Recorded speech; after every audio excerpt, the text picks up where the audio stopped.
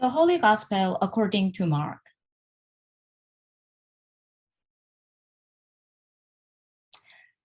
Some Sadducees who say that there is no resurrection came to him and asked him a question saying, "Teacher, Moses wrote for us that if a man's brother dies, leaving a wife but no child, the man shall marry the widow and raise up children for his brother. There were 7 brothers. The first married, and when he died, left no children. And the second married her and died, leaving no children. And the third likewise. None of the 7 left children. Last of all, the woman herself died. In the resurrection, whose wife will she be? For the 7 had married her." Jesus said to them, "Is not this the reason you are wrong, that you know neither the scriptures nor the power of God? For when they rise from the dead, they neither marry nor are given in marriage, but are like angels in heaven. And as for the dead being raised, have you not read in the book of Moses, in the story about the bush, how God said to him, 'I am the God of Abraham, the God of Isaac, and the God of Jacob'? He is God not of the dead, but of the living. You are quite wrong."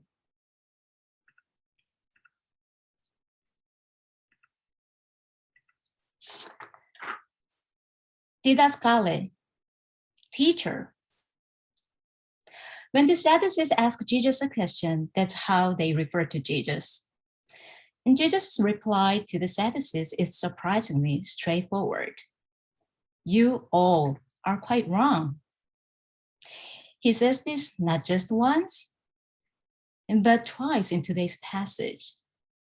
Perhaps from a 21st century pedagogical perspective, Jesus might look like an insensitive teacher. However, we know that the Sadducees had no intent to respect Jesus as a teacher or to learn any new wisdom from him. Even before Jesus answers their question about marriage in the resurrection, the Sadducees have already established the answer, or they were known as those who say there is no resurrection. And from the wider literary context of Mark's gospel, we know that this conversation did not take place in a normal learning setting. And this observation makes us ask, what is the nature of this legal and religious dispute between Jesus and the Sadducees? Why the controversy about resurrection? Above all, what does Jesus' emphatic reply of, "You all are quite wrong," mean? When the Sadducees approach Jesus, their purpose is clearly to mock him and his teaching about resurrection. And the Mosaic law they pick to disprove resurrection is levirate marriage, as we know from Deuteronomy chapter 25. This law requires that if a man dies with no offspring, the brother of the deceased man is to take his brother's wife so that they can have a child within the house of Israel. So you might remember the story of Judah and his daughter-in-law Tamar in Genesis 38, which relates to this matter. Yet, what the Sadducees are doing with this law in Mark chapter 12 requires our attention. They are making up a scenario about a widow who marries all 7 brothers in one family, but dies without children. In the resurrection, whose wife will she be? For the 7 hadn't married her. The Sadducees' question in verse 23 may look reasonable if we follow their logic. However, if we look just a little deeper, we will see that this is an ill-intentioned question the Sadducees devised to trip Jesus up. Yet, this is not the end of the story. In today's passage, I see something serious apart from the Sadducees' snarky challenge to Jesus. The life of this widow. even as an imaginary figure. She lost her husband and had to marry his 6 other brothers. However, we do not hear even a single word from this woman, and there's no way to know whether her own agency or intention was reflected in this process of marrying 7 times. Obviously, in the Sadducees' thinking, her existence was valid only for the sake of procreation. Even worse, the Sadducees go further and assume that even if there is resurrection, this woman in heaven will not have freedom from her complex marital relationships on earth. So if we imagine what this widow had to go through before death, can we really say this passage is simply about a legal or religious controversy between the Sadducees and Jesus? I do not think so. Jesus, when answering the Sadducees' obnoxious question, says that they know neither scriptures nor the power of God, asking, "Is not this the reason you are wrong?" I think when Jesus says that they are wrong, he does not merely point out the Sadducees' ignorance of biblical knowledge or lack of theology. Rather, I really feel that Jesus' response comes with such a heavy resonance for me and you, as if he's asking us, what do you hear from this widow's silence? And when and to whom can you say you are wrong? Today, Jesus is asking us to engage this text more closely, to reflect further on what these questions mean. This woman's story and Jesus' response seem to lay bare the absurdity and unrighteousness of these Jerusalem authorities who could effortlessly abuse the law and exercise their power over this silenced woman and this 30-year-old man from a poor village.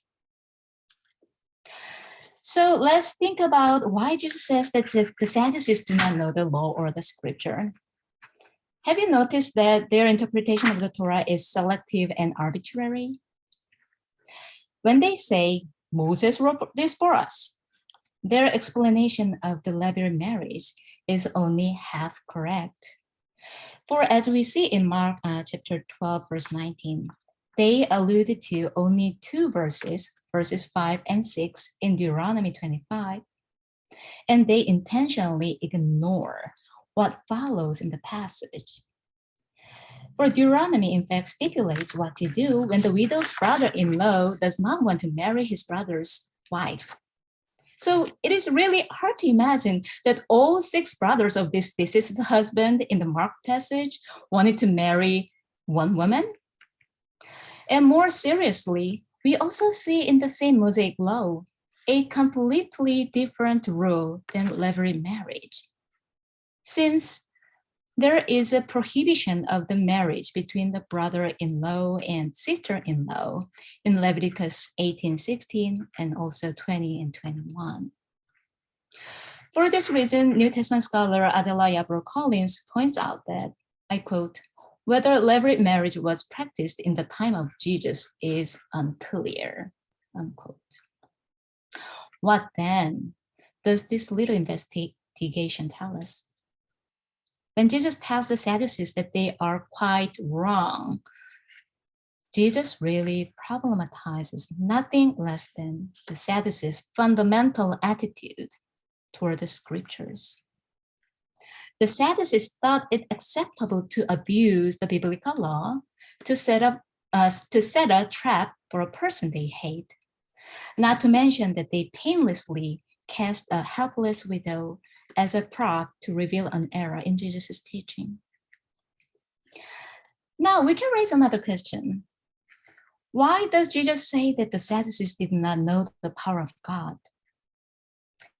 Here, Jesus does not seem to merely criticize the Sadducees' disbelief in resurrection.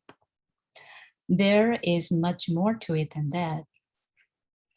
Jesus boldly condemns the Sadducees' illusion, namely their false conviction that the power of God is with them. not with people like the silenced woman or Jesus.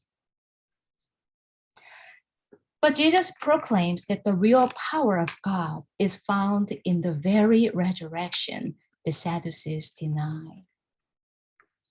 Just as God tells Moses from the burning bush in Exodus, God is the God who is living with Abraham, Isaac, and Jacob in heaven.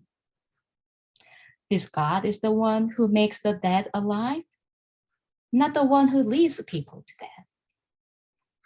When we can see that God has the real power of life, what happens to this silenced and disrespected widow in the Sadducees' question? Just go back to the text.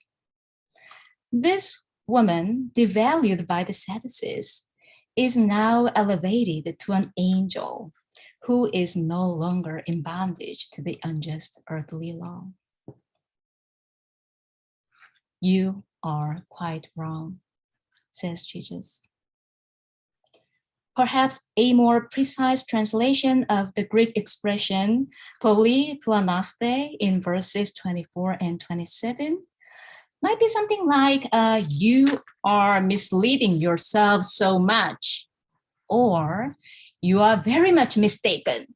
It's more emphatic, actually, than an RSV. And when, in what context can we say, you are very much mistaken so firmly? I think now it is time to situate this controversy about resurrection in the wider narrative of Mark. After Jesus cleanses the temple in Mark chapter 11, we see a series of episodes in which the Jerusalem authorities test Jesus, and today's passage is one. Yet the chief priests, scribes, elders, Pharisees, and Sadducees, they do not simply present these tests for the sake of legal or religious debates. Perceiving Jesus' temple cleansing as a sacrilegious and defiant act, these high authorities start looking for a way to kill Jesus, as Mark says in 11:18. So we know that the Sadducees were not naive questioners. Of course, Jesus was not just an audacious young teacher either. As history tells us, the Sadducees in the 1st century CE gained power under Rome's puppet king Herod the Great. Aristocratic, wealthy, and very interested in preserving the status quo in society, the Sadducees were also temple officials and senior leaders in the Sanhedrin. In this highest court and political and social council for Jewish people, the Sadducees had the power to try a high priest, a rebellious leader, or a false prophet for their crimes. We can imagine how Jesus telling the Sadducees, "You are very much mistaken," would put him in jeopardy. When they came to find a reason to kill this rebellious and false prophet, what did it mean for Jesus to speak truth to power? Placed after all three predictions of the Passion, today's story shows us Jesus on the road to the cross. And when it is clear that his crucifixion can be seen as a total failure of his mission, he never cowers. But on behalf of this silenced woman, and on behalf of the crowd that keeps following him, Jesus condemns the authorities' abuse of the law and power. When his death is imminent, what does it mean for him to preach the resurrection, saying that God is the God of the living and not of the dead? In May 1980, in South Korea, General Chun's military junta extended the martial law to the whole nation, closing universities, curtailing the press, and stifling any political dissent. Soon after, countless student protesters took to the street in defiance of this military edict, especially in the southern city of Gwangju. On May 18, 1980, knowing that this crowd of protesters wouldn't step back, General John sent his specially trained armed forces to this city to quell this democratic uprising. According to the May 18th Memorial Foundation, the victims of the martial law forces' brutality numbered almost 5,000. In less than a week's time, 154 people were killed, 74 went missing, and more than 4,000 were wounded. Among those victims were ordinary young college students who rose up against this unrighteous military dictatorship. When they saw their fellow citizens in Gwangju shot and slain by the military forces, they refused to remain silent, but confronted these special forces soldiers with resilience and courage. And even though it was obvious that they would likely be killed or injured by this evil. Well, let me be clear. Even after this massacre in Gwangju, South Korea's military dictatorship continued. And some people even named this democratic movement a mob or rebels led by the Reds. For a while, it looked as if these young college students and civil leaders' deaths has been in vain. However, the voices of these souls, their courageous claim that you are very much mistaken, inspired many Korean people and helped them stand up against the military regime's abuse of the law and authority. The Gwangju protest became the cornerstone of my country's democratization in 1987. And today I hear the overlapping voices of these protesters and the silenced woman and Jesus in Mark's story. What were their lives on earth like? They fell, they failed. Nevertheless, they persisted. Then they rose up, just as the Greek word of resurrection, anastasis, literally means rising up. So let's remember, the God of history has never sided with unrighteous authorities who lead people to death. Instead, the God of the living has been and will be with those spirits, those lives who are lost and forgotten and who couldn't even be named or counted in such tumultuous times in history. This is the faith of resurrection we confess together. And this is the God in whom we believe, yesterday, today, and tomorrow. May this God of resurrection give hope, resilience, and courage to our siblings in Myanmar. Excuse me. And to those who are now yearning for God's righteousness. Amen.